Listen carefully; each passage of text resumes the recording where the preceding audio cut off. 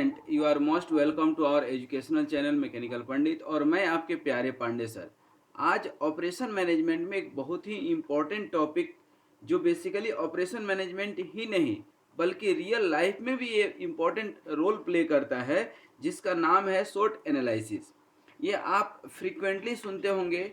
और जो है, मैंने जैसे कि बताया कि ऑपरेशन मैनेजमेंट का भले ही एक टॉपिक है, लेकिन रियल लाइफ में भी इसका जो है, मतलब यूं मैं बोल सकता हूं कि operation management as well as life management में ये बहुत इंपॉर्टेंट रोल प्ले करता है। ठीक है, अब देखिएगा इसको, यह है क्या स्वेट एनालिसिस।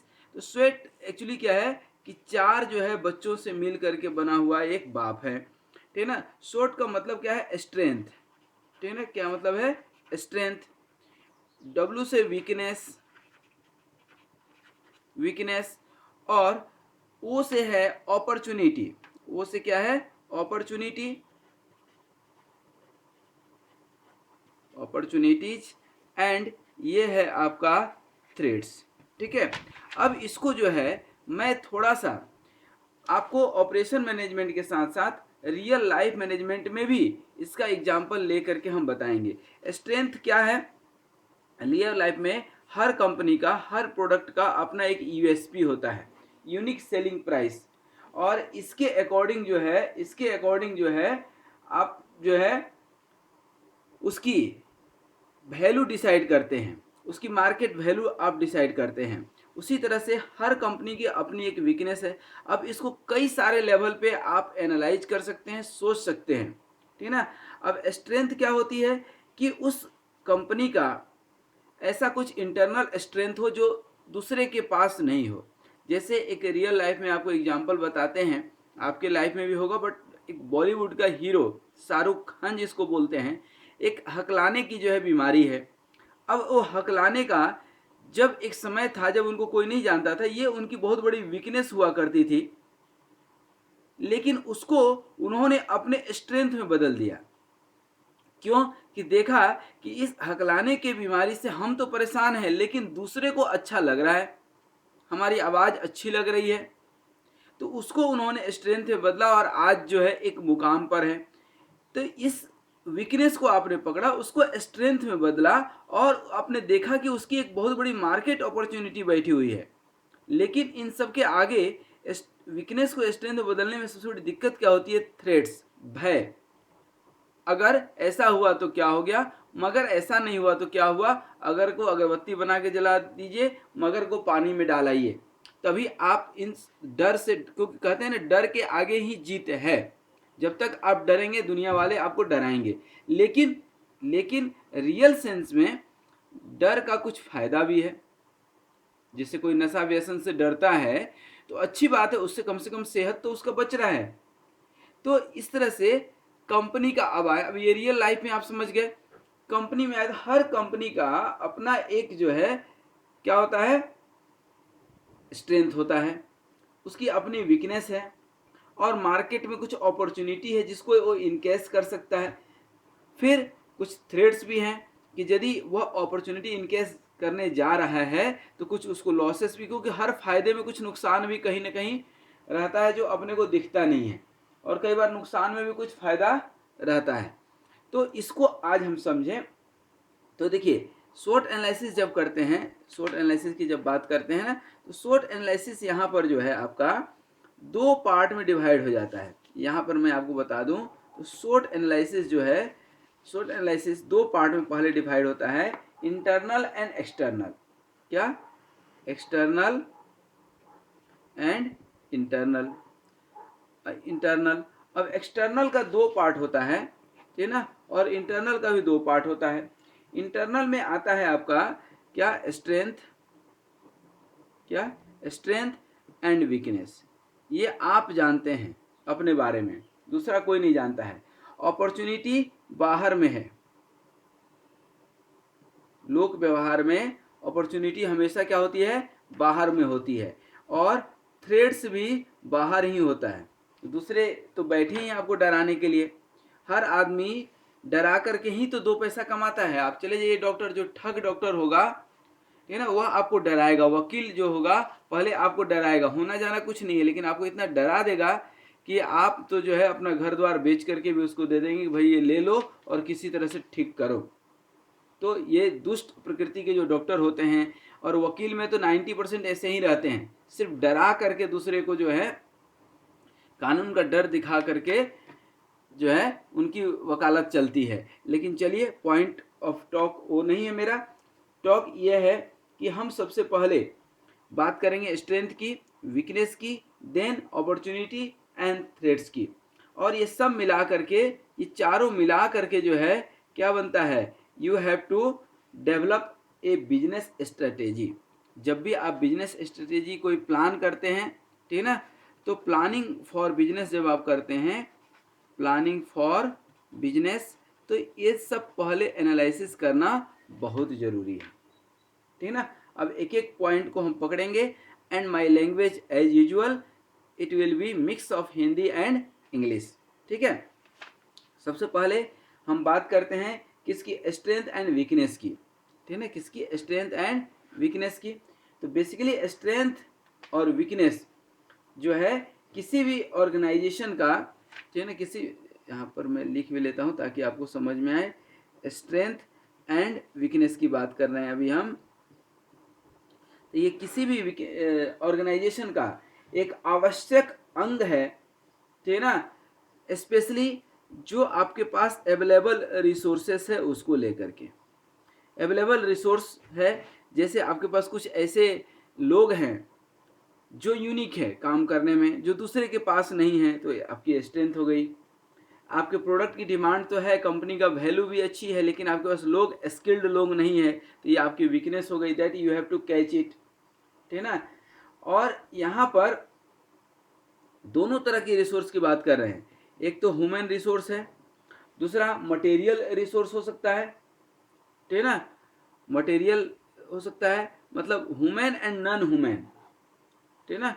मटेरियल कुछ ऐसे भी हो सकते हैं आपके पास, जैसे प्रोसेस जो है आपका, प्रोसेस फॉर एग्जांपल कोई होटल वाले को देखिएगा कि उसका टेस्ट बहुत अच्छा रहता है। टेस्ट अच्छा क्यों है, क्योंकि जो बनाने वाला वर्कर है, या कुछ ऐसा प्रोसेस आपने डिफाइन किया है कि वह प्रोसेस एक्सेप्टेबल है, उसके चलते टेस्ट आ रहा है, ठीक है ना। कुछ प्रोग्राम है, कुछ की एरियाज हैं जहाँ पर आपकी पकड़ अच्छी है, दूसरे की पकड़ नहीं है, ठीक है ना। तो these all resource are basically input, ठीक है ना। तो इनपुट, ये जो है resource is one kind of input. Resource is, आप लिख सकते हैं, रिसोर्स इज, मैं लिखाता बहुत कम हूँ, समझाता हूँ, लेकिन फिर भी मैं लिख देता हूँ, resource is one kind of input that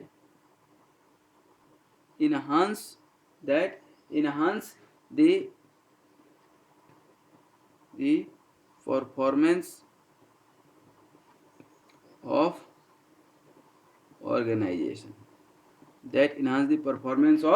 organization, अब ये रिसोर्स भी दो कैटेगरी में बढ़ जाता है। रिसोर्स भी यदि आप ध्यान देंगे तो रिसोर्स भी जो है दो कैटेगरी में बढ़ जाता है। कौन सा, टेंजिबल एंड इनटेंजिबल,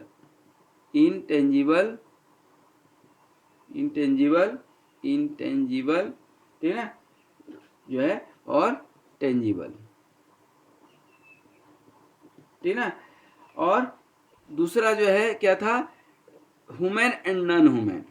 एक तो ह्यूमन इज इटसेल्फ रिसोर्स, और नॉन ह्यूमन, आपके पास कुछ ऐसी मशीनरी है जो दूसरे के पास नहीं है, ठीक है ना। अब ये टेंजिबल रिसोर्स किसको बोलते हैं, ठीक है ना, जैसे आपके पास कोई मशीन है, ये ध्यान दीजिएगा, कोई मशीन है, ठीक है ना, रॉ मटेरियल है, ठीक है ना, बिल्डिंग है, इंफ्रास्ट्रक्चर है, ठीक है ना, क्या है, इंफ्रास्ट्रक्चर है, ठीक है ना। और जो है आपके पास जो है कोई माइंस है, या अवेलेबल इलेक्ट्रिसिटी है, नियर बाई स्टेशन है, these are the tangible sources. Intangible source क्या होता है, जो दिखता तो नहीं है लेकिन बहुत काम का होता है। इनटेंजिबल सोर्स जो है, आप ध्यान दीजिए, इनटेंजिबल इंटेंजिबल सोर्स क्या क्या होता है? जैसे आपका मार्केट में गुडविल बहुत अच्छा है, लोग आपके ऊपर क्या करते हैं, फेथ रखते हैं, ठीक है ना। वहाँ का कल्चर अच्छा है, ठीक है ना, लोग वहाँ के अच्छे हैं। जैसे आप दिल्ली वगैरह में कोई कंपनी है तो वहाँ के लोग खर्चीले होते हैं, दिल वाले हैं, कहते हैं ना दिल्ली दिल वालों का है। तो भाई जो है दिल वालों का है, तो दिल वाले आजकल कौन हैं? जो पैसा खर्च करते हैं एक दूसरे के ऊपर, अपने ऊपर तो सब खर्च कर रहा है, ठीक ना। तो कल्चर, ह्यूमन कैपेबिलिटीज, इसी को आप बोल सकते हैं ह्यूमन कैपेबिलिटीज, ठीक ना। तो these are the intangible sources. अरे बात समझ में? अब देखिए द ऑर्गेनाइजेशन जो है आपका, वह इतना सक्षम होना चाहिए कि जो कम्पिटिटिव एडवांटेज है उसके सिमिलर जो कंपनीज हैं, सिमिलर कंपनीज सिमिलर प्रोडक्ट बना रही है मान लीजिए, ठीक है ना, और सेम मार्केट में है, सेम मार्केट में है, तो फिर प्रोडक्ट उनका ही लोग क्यों खरीदेंगे, ठीक है ना। तो इसलिए आपको जो है चाहिए कि किसी भी ऑर्गेनाइजेशन के लिए पहले आप अपनी स्ट्रेंथ निकालिए कि स्ट्रेंथ क्या क्या है और वीकनेस कहाँ है, ऐसा कौन सा कारण है जो हमारे पास नहीं है। अब है तो हमारा क्या हो गया, स्ट्रेंथ, नहीं है तो क्या हो गया, वीकनेस, ठीक है ना। दैट बेसिकली कंट्रीब्यूट पॉजिटिवली और निगेटिवली टू इट्स ऑर्गेनाइजेशन गोल। यदि स्ट्रेंथ है तो पॉजिटिव, वीकनेस है तो निगेटिव, ठीक है ना। The proper diagnosis of internal strength and weakness help in the proper allocation of resources. जो नहीं है आप परचेज करेंगे, कहीं पे उसको तलाश करेंगे, है तो उसका फायदा उठाएंगे टू मैक्सिमाइज दी प्रॉफिट और मिनिमाइज दी लॉस। ये स्ट्रेंथ और वीकनेस कर क्यों रहे हैं? इसका कुल कारण यह है कि मैक्सिमाइज प्रॉफिट और मिनिमाइज दी लॉसेस, ठीक है ना। प्रॉफिट यदि आप नहीं कमा सकते हैं, ठीक है ना, किसी से रिश्ते अच्छा नहीं बना सकते हैं, तो कम से कम बने बनाए रिश्ते बिगाड़िए मत। It also enables to identify the need for those resources that need to be acquired so as to overcome the weakness, to minimise the adverse effect. कुछ ऐसा अचानक से हो जाता है, दैट इज आल्सो, मान लीजिए कि कोई नट टूट गया जिसके चलते प्रोडक्शन रुक गया, तो वो आपकी वीकनेस है, नट रखना चाहिए। जैसे गाड़ी में कई बार हम लोग पंप रखते हैं या पाना रखते हैं, कहीं गाड़ी पंचर हो गई तो स्टेपनी चेंज कर लिए, ये छोटे छोटे साधन तो आपके पास रहना चाहिए। यदि नहीं है तो वीकनेस है तो आपके अंदर क्या होगी, एक कॉन्फिडेंस रहेगा कि चलो हमारे पास है, ठीक है। तो ये शॉर्ट एनालिसिस में स्ट्रेंथ एंड वीकनेस की बात कर रहे थे। अब एक्सटर्नल अपॉर्चुनिटी एंड थ्रेट्स की बात करें, तो अपॉर्चुनिटी एंड थ्रेट्स की जब बात करते हैं, ठीक ना, क्या, थ्रेट्स एंड अपॉर्चुनिटीज, डर के आगे ही जो है जीत है, ये हमने आपको बताया, ठीक है ना। थ्रेट्स एंड अपॉर्चुनिटीज, ठीक है।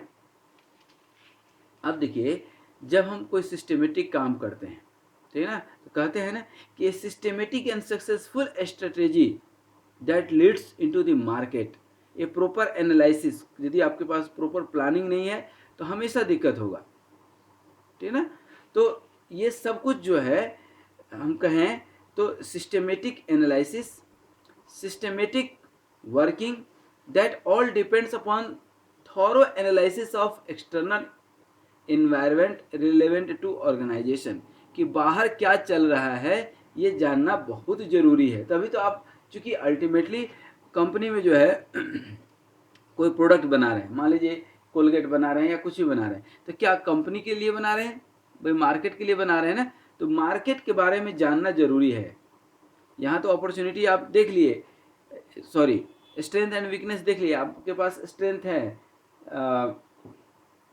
आपके पास मान लीजिए कोई रॉ मटेरियल खूब है जो फ्री ऑफ कॉस्ट आपके पास अवेलेबल है, आप बहुत अच्छा प्रोडक्ट भी बना रहे हैं, लेकिन मार्केट में आपकी इमेज खराब है, क्या करेंगे? या आपका कंपटीटर उससे भी कम मार्केट वो है, या आपकी ब्रांड वैल्यू नहीं है, कुछ दूसरे प्रोडक्ट है जो बड़े ब्रांड के हैं, तो लोग ओबियसली बड़े ब्रांड की ओर जाते हैं, ठीक है ना। तो अब आपके लिए क्या चाहिए कि आप यूनिक सेलिंग प्राइस बनाइए, ठीक है ना, प्रॉपर ब्रांडिंग कीजिए, मार्केटिंग कीजिए, ठीक है ना। जो आपका डीलर है उसको जो है आप थोड़ा सा प्रॉफिट ज़्यादा दीजिए। तो ये सब मिला करके क्या होता है कि आप मार्केट में लीड करते हैं। अब यदि इन सब चीज़ों में आपका कंपटीटर आपसे आगे है तो आपके लिए हमेशा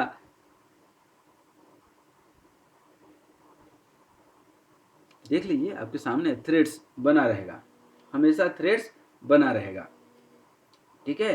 तो ये एक जो है कॉन्सेप्ट है, ठीक ना। और जो वेरियस कंपोनेंट है हम लिख सकते हैं यहाँ पर कंपोनेंट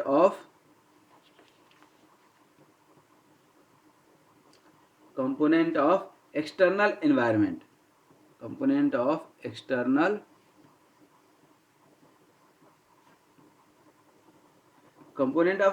एनवायरनमेंट में क्या क्या आ जाएगा, इकोनॉमिक कंडीशन, तभी तो आप कर पाएंगे। बाहर में लोगों के पास इकोनॉमी है कि नहीं, सोसाइटी की बात यदि हम करें तो सोशल रिस्पॉन्सिबिलिटी आप कुछ निभा रहे हैं कि नहीं, सोसाइटी में आपके लिए जगह है कि नहीं, ठीक है ना। वहाँ का कल्चर कैसा, ऐसा तो नहीं कि उल्टा चीज़ आप बेच रहे हैं, जो वहाँ के कल्चर में ही जो है खून में ही नहीं है उसको आप बेचेंगे तो लोग नहीं लेंगे, या कोई धार्मिक भावना को आप ठेस पहुँचाते हैं तो भी नहीं लेंगे, ठीक है ना। टेक्नोलॉजी में कुछ आपका अपग्रेडेशन है कि नहीं, जो आप जो है मार्केट में प्रोडक्ट निकाल रहे हैं वो टेक्नोलॉजिकली दूसरे से स्ट्रांग है कि नहीं।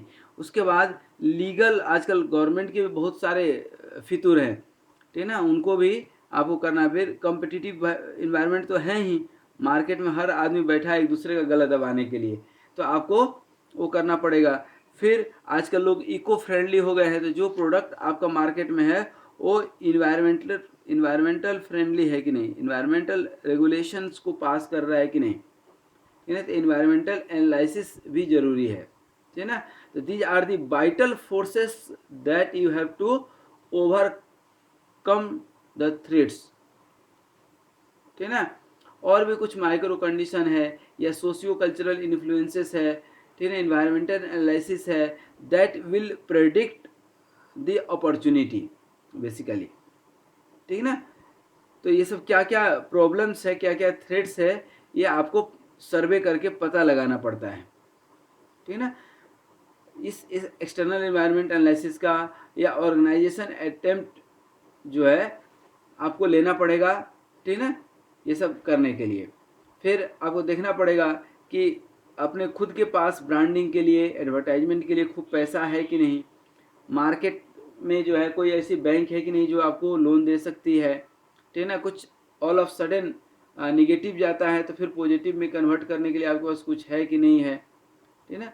तो basically the organization on industry में undergo the structural change event, ठीक है ना, मार्केट सेगमेंटेशन, ग्रोथ पैटर्न्स, आप अपना देखिए life cycle of the industry जो है, जो उस तरह का प्रोडक्ट है उसकी लाइफ साइकिल क्या है, ठीक है ना। और सबसे इम्पोर्टेंट है रिलेशनशिप, ठीक है ना, relationship with one and all, ठीक है ना, क्योंकि एक जगह रिलेशन रखने से काम नहीं चलेगा, ठीक है ना। फिर इस्टाब्लिश पैटर्न क्या है, आप थोड़ा सा पिछले 10 साल का डाटा देखिए, ठीक है ना। तो ये सब जो है इंटरनेशनल सिनारियो क्या है, ये इंटरनेशनल सिनारियो जो है इम्पैक्ट डालता है लोकल प्रोडक्ट पे भी। लोकल वाला इंटरनेशनल पे फ़र्क नहीं डालता है, लेकिन इंटरनेशनल वाला लोकल के ऊपर फ़र्क डालता है, ठीक है। तो ये सब चीज़ें हैं। इसके साथ ही कस्टमर फ्रेंडली आपके जो है मार्केटिंग ऑफिसर हैं कि नहीं, डिस्ट्रीब्यूटर है कि नहीं, डिस्ट्रीब्यूटर आपके पक्ष में है कि नहीं, ठीक है ना। आई थिंक काफ़ी सारी चीज़ें आप समझ पा रहे होंगे। फिर मार्केट में कुछ इकोनॉमिक फैक्टर के अलावा डेमोग्राफिक फैक्टर भी होता है, ठीक है ना। डेमोग्राफिक सबसे बड़ा फैक्टर आजकल पॉलिटिकल फैक्टर भी हो गया है, ठीक है ना, रिलीजियस फैक्टर तो है ही, ठीक है ना। कई बार मैसेज आते रहता है ना कि फलाना कंपनी के ऑनर फलाने धर्म के हैं, फलाने प्रोडक्ट में ये मिला दिया उन्होंने। एक्चुअली क्या बहुत सारे मैसेज फेक होते हैं, एक दूसरे को बदनाम करने में लोग लगे रहते हैं। कुछ छोटी छोटी कंपनियां जो है अपने कंपटीटर को इस तरीके से परेशान करके डिमोरलाइज करने का काम करती है और मार्केट में अपने लिए जगह बनाती है। पॉलिटिकल, अब जैसे कंपनी का जो मालिक है उसका भाई ही पॉलिटिक्स में है, तो चीज़ें ऑटोमेटिक पास कर जाती हैं, ठीक है ना। इसमें एक और चीज़ आता है आजकल, न्यूज चैनल्स वाले, ठीक है ना। कोई न्यूज चैनल वाले आपके दुश्मन हैं तो पॉजिटिव चीज़ को भी निगेटिव तरीके से पेश कर देंगे पब्लिक के सामने, तो गई प्रोडक्ट की राम कहानी ख़त्म हो गई, ठीक है ना। क्योंकि इसके ऊपर जो है लोग ज़्यादा अविश्वास करते हैं और करना भी चाहिए। लेकिन मेरे समझ से जो गवर्नमेंट न्यूज़ चैनल है लाइक डीडी, दूरदर्शन इत्यादि, उन पे ज़्यादा भरोसा करना चाहिए, ठीक है ना। फिर कंपटीशन की यदि बात करते हैं तो मार्केट में कंपटीटिव मार्केट है। अब कंपटीशन में आपका प्रोडक्ट उतर रहा है तो कई सारे पैरामीटर आपको देखने पड़ेंगे। सबसे पहला तो कॉस्ट, यदि इंडियन मार्केट है तो, फिर क्वालिटी, ठीक है ना। फिर एक मार्केटिंग स्किल बहुत इंपॉर्टेंट है, मार्केटिंग स्किल। बहुत सारे ऐसे प्रोडक्ट आप देखते होंगे कि जो प्रोडक्ट है सामने वाले से अच्छा प्रोडक्ट मेरा है लेकिन उसका बिक रहा है, मेरा नहीं बिक रहा है। क्यों? कि मार्केटिंग स्किल हमारे पास नहीं। इसलिए जो हमारे डीलर्स हैं, मार्केटिंग में इन्वॉल्व पर्सन हैं, उनको ट्रेनिंग देने की ज़रूरत पड़ती है, ठीक है ना। तो उस तरह से आप कंपेटिटिव एडवांटेज उठा सकते हैं, ठीक है ना। आप कोई न्यू आइडेंटिटी बना सकते हैं, ठीक है ना। कोई एक न्यू आइडेंटिटी आपकी हो, ठीक है ना। क्या? न्यू आइडेंटिटी जो आप अपने प्रोडक्ट के बारे में आप बता सकते हैं। पंच लाइन जैसे होता है ना, वन आइडिया का चेंज दी लाइफ, तो ये आइडिया कहाँ से आया? तो ये तो पंच लाइन है किसी का, ठीक है ना। कर लो दुनिया मुट्ठी में खूब चलता है था एक समय में। तो इस तरह से पंच लाइन जो है, वी सेल और रिलेशन, मतलब हम रिश्ते बनाते हैं, ठीक है ना। जिंदगी के साथ भी, जिंदगी के बाद भी। ऐसा कौन सा सुख है? जिंदगी में ही सुख नहीं तो जिंदगी के बाद क्या सुख होगा? इसलिए पहले जिंदगी में सुख खोजो। लेकिन लोगों ने क्या कर लिया है, एक पंच लाइन बना लिया है इस तरह से। फिर जो आप प्रोडक्ट दे रहे हैं वो सर्विस आप इतना अच्छा दें कि लोग आप ही के पास रहें। मार्केटिंग में थोड़ा एग्रेसिवनेस भी होना जरूरी है, ठीक है ना। तो these are the things that create disturbance inside the company, so we called it as external factor, ठीक है ना। जो न्यू डेवलपमेंट इन टेक्नोलॉजी है उसको एडॉप्ट करें, नहीं तो आप सोचेंगे कि वही थोड़ा अच्छा प्रोजेक्ट चलेगा, तो बिल्कुल नहीं चलेगा। समय के साथ सब कुछ बदल रहा है, मार्केट बदल रहा है, लोगों की चॉइसेस बदल रही हैं, तो आपको भी बदलना ही पड़ेगा, ठीक है ना। यदि आप अपडेट नहीं रहेंगे, ध्यान रखिए, अपडेट नहीं रहेंगे तो क्या हो जाएंगे? आउटडेट हो जाएंगे। बस यही अंतर है, अपडेट और आउटडेट, ठीक है ना। उसके बाद सर्विस हमने बता ही दिया, ठीक है ना।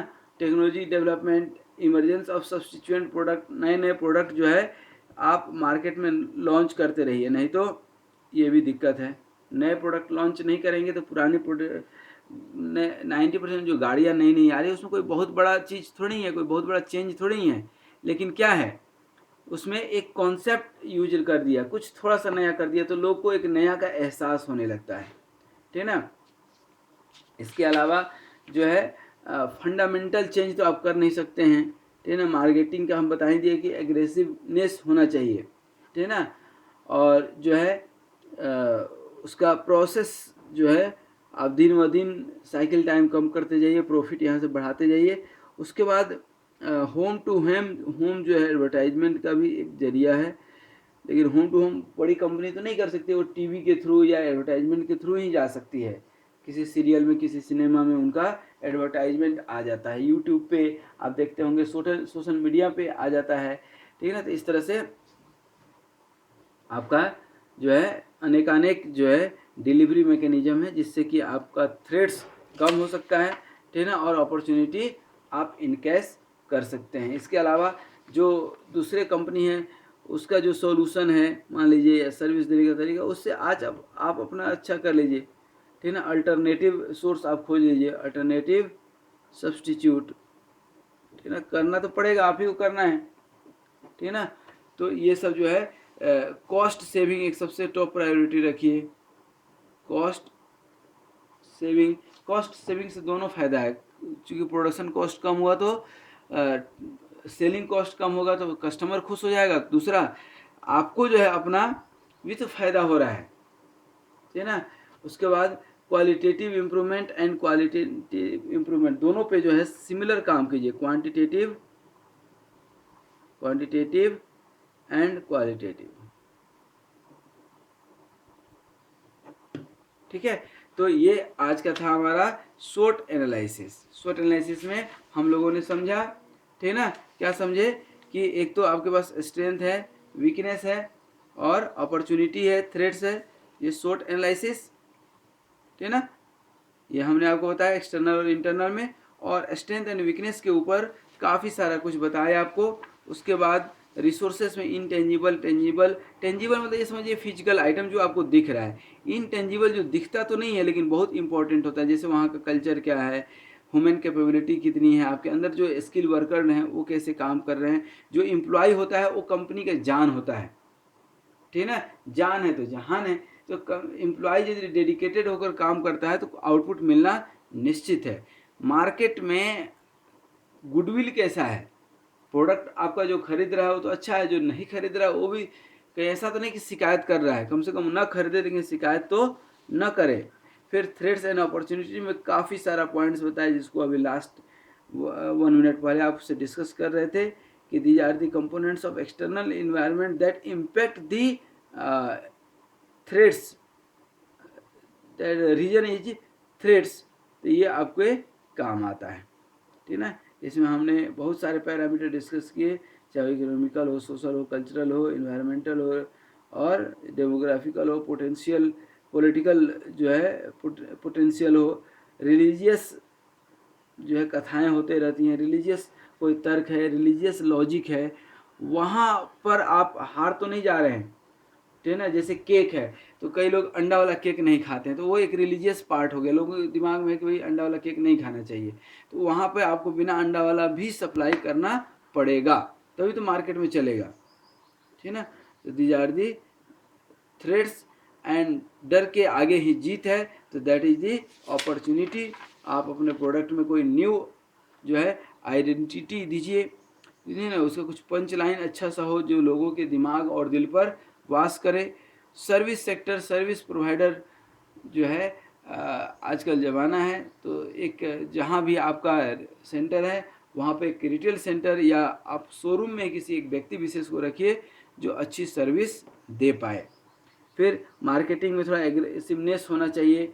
फिर टेक्नोलॉजी जो आप ऑप्ट किए हैं वो अच्छा होना चाहिए। न्यू प्रोडक्ट जो है लाते रहिए मार्केट में, नहीं तो पुराना प्रोडक्ट झेल झेल करके आदमी परेशान हो जाता है, फिर खरीदना बंद कर देता है, ठीक है ना। फिर होम टू होम में अंदर ही अंदर जो है क्या है, कॉस्ट सेविंग करना है, क्वांटिटेटिव क्वालिटेटिव एप्टीट्यूड का तो अपन जो है बोले हैं। तो ये कुल मिला करके जो है कॉन्सेप्ट जो है ये आज हमने बताया किसका, SWOT एनालिसिस का। तो हमने शुरू में इस SWOT एनालिसिस को ऑपरेशन मैनेजमेंट के साथ साथ हमने बताया था कि ये आपके रियल लाइफ में भी बहुत बड़ा रोल प्ले करता है। आज यहीं तक, thank you very much, wish you all the very best.